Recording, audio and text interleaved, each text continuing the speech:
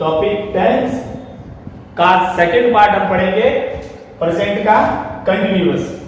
Continuous वो tense होता है जिसमें कार्य जारी रहते हैं। जैसे कि मैं खेल रहा हूं, मैं पढ़ा रहा हूं, मैं अध्ययन कर रहा हूं, वह जा रहा है, हम सो रहे हैं। इस प्रकार के जो वाक्य है वो प्रेजेंट कंटिन्यू होता है। कोई कार्य या गतिविधि जो है वो लगातार अनवरत जारी रहती है। अब सबसे पहले आप इस वाक्य की हिंदी पहचान है, इस टेंस की तो हिंदी पहचान मैं आपको बता देता हूं। इस हिंदी वाक्य के अंत में इस टेंस में रहा है, रही है, रहा हूं और रहे हैं, ये इस टेंस की हिंदी पहचान है। अंग्रेजी में इस वाक्य को अगर पहचानना है कि अंग्रेजी का कोई सेंटेंस आ गया, आपको पहचानना है कि ये टेंस कौन सा है, ये वाक्य किस प्रकार के टेंस का है, तो उसके लिए अंग्रेजी पहचान है इसकी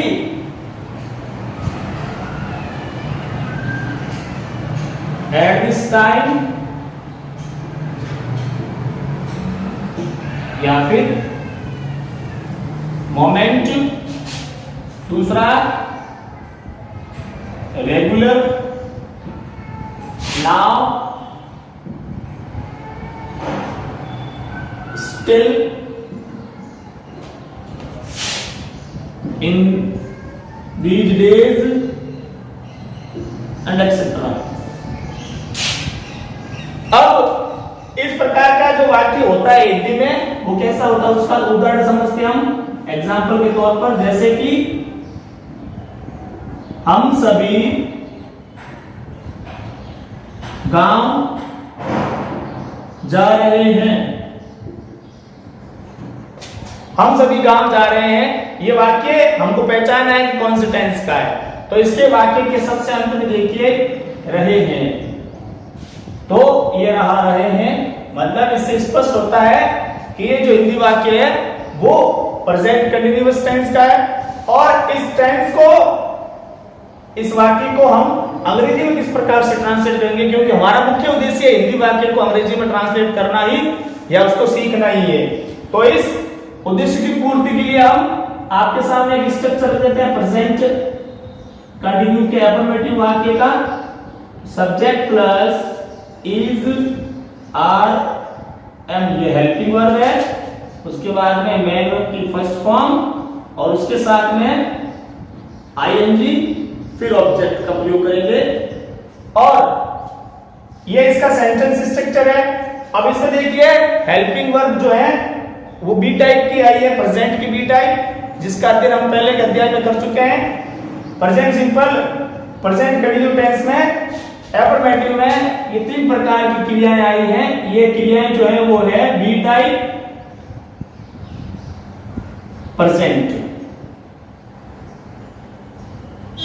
बी टाइप क्रिया का अध्ययन हमने पहले अध्याय में किया था, जिसमें 5 प्रकार की क्रियाओं को बताया था। आपको 5 क्रियाओं के बारे में बताया था। Is, are, am, are, was, were. Present में जो बी टाइप क्रिया है वो है इज, आर, एम। अब हम इनका अलग अलग अध्ययन करेंगे कि कौन से सब्जेक्ट के साथ में इज का प्रयोग होगा था, किसके साथ में आर का होगा और किसके साथ में एम का होगा।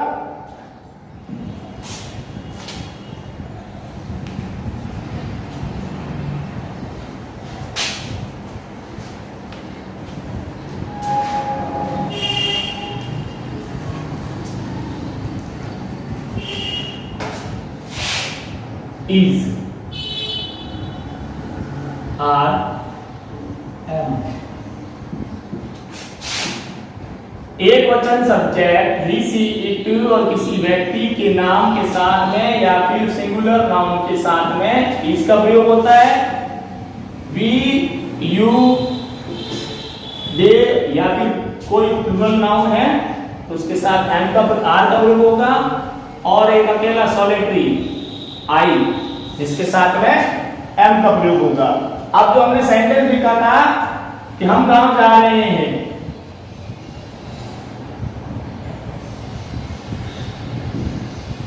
हम सभी गांव जा रहे हैं, उसका इसका अंग्रेजी ट्रांसलेट करने के लिए हमने जो सूत्र लिखा था नीचे, सबसे पहले सब्जेक्ट, सब्जेक्ट हमारा है ही, सॉरी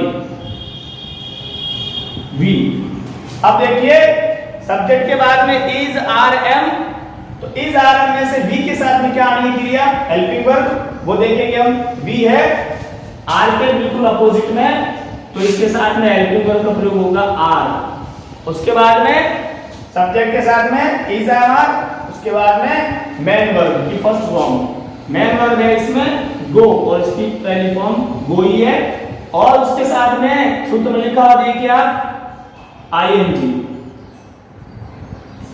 और उसके बाद में ऑब्जेक्ट, कहां जा रहे हैं ये, गांव। वी आर गोइंग, और किसी स्थान के जब मान लो कि कोई नाउन है और किसी स्थान के नजदीक जा रहे हैं या किसी दूसरी नाउन के नजदीक जा रहे हैं, तो नजदीक जाने के लिए टू का प्रयोग होता है, उसमें उस स्थान से दूर होने के लिए, उसमें अलगाव पैदा होने के लिए प्रीपोजिशन फ्रॉम का प्रयोग होगा। अभी हम इसके नजदीक जा रहे हैं, निकट जा रहे हैं, तो निकटता के लिए या निकटता प्रकट करने के लिए टू का प्रयोग होता है। We are going to village. इस प्रकार से प्रेजेंट कंटिन्यू का अफर्मेटिव सेंटेंस बनता है। आप इस प्रकार के 2-4 वाक्य बनाएंगे तो आपको समझ में आ जाएगा। आगे हम अध्ययन करेंगे इसी टेंस के नेगेटिव वाक्यों का। प्रेजेंट कंटिन्यू का नकारात्मक वाक्य, जैसे तुम किताब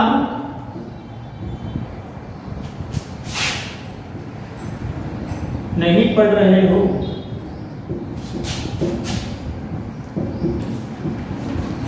इसमें नकारात्मक सेंटेंस है, नकारात्मक भाव है इसमें, तो इसका जो सेंटेंस है उसका स्ट्रक्चर इस प्रकार से लिखा गया है। तो सर्वप्रथम हम प्रयोग करेंगे सब्जेक्ट का। सब्जेक्ट इस वाक्य में है तुम, यू। उसके बाद में जो अलग अलग क्रियाओं के साथ में आपको लिखाए गए थे प्रोनाउंस, उसमें देखिए यू किसके सामने है, यू के सामने लिखा हुआ है आर, तो यू आर। फिर उसके बाद में नकारात्मक वाक्य है तो तीसरे स्थान पर हम नॉट का प्रयोग करेंगे, और उसके बाद में मेन वर्ब की फर्स्ट फॉर्म। अब मेन वर्ब की फर्स्ट फॉर्म इसमें मेन वर्ब में पढ़ना, रीड। उसके बाद में आईएनजी, और उसके बाद में क्या पढ़ रहे हैं, ऑब्जेक्ट, किताब, बुक। इस प्रकार से इस नेगेटिव सेंटेंस को बनाया जा रहा है। आप 2-4 सेंटेंस बनाएंगे तो आपको इसमें अच्छी तरह से समझ में आ जाएगा। फिर अगला जो हमारा वाक्य होगा वो होगा प्रश्नवाचक वाक्य, जो हिंदी वाक्य, हिंदी शब्द जो क्या है उससे शुरू होगा। जैसे कि क्या वह सो रही है, और क्वेश्चन मार्क साइन। इसका जो सेंटेंस स्ट्रक्चर है वो मैं यहां लिख रहा हूं ऊपर।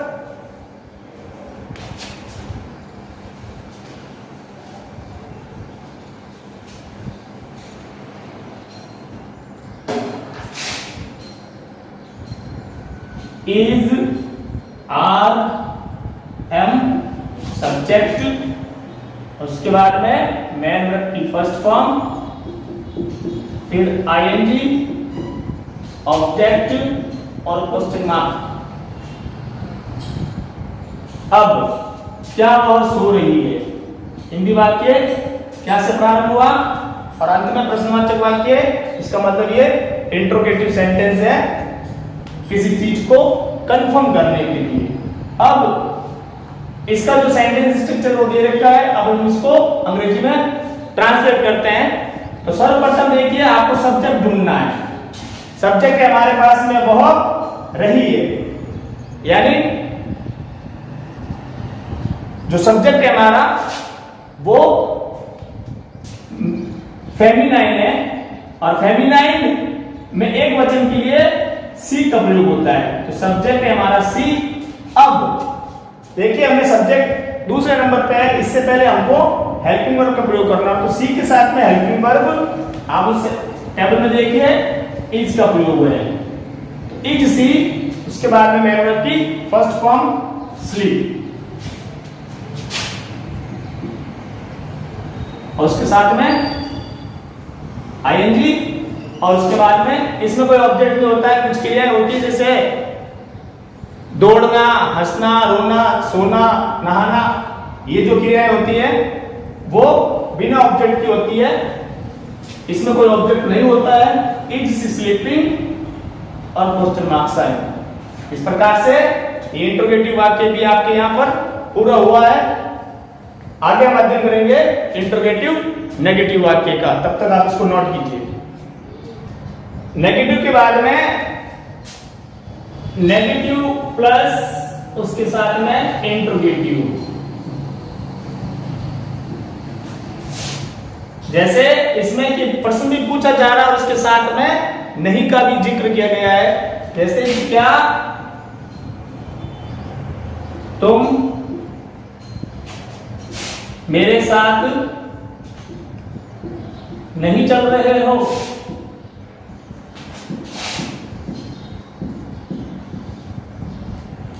क्या तुम मेरे साथ नहीं चल रहे हो? इसका जो सेंटेंस स्ट्रक्चर है, वाक्य हमारे पास में क्या तुम मेरे साथ नहीं चल रहे हो, इसका जो सेंटेंस स्ट्रक्चर है वो है इज आर एम प्लस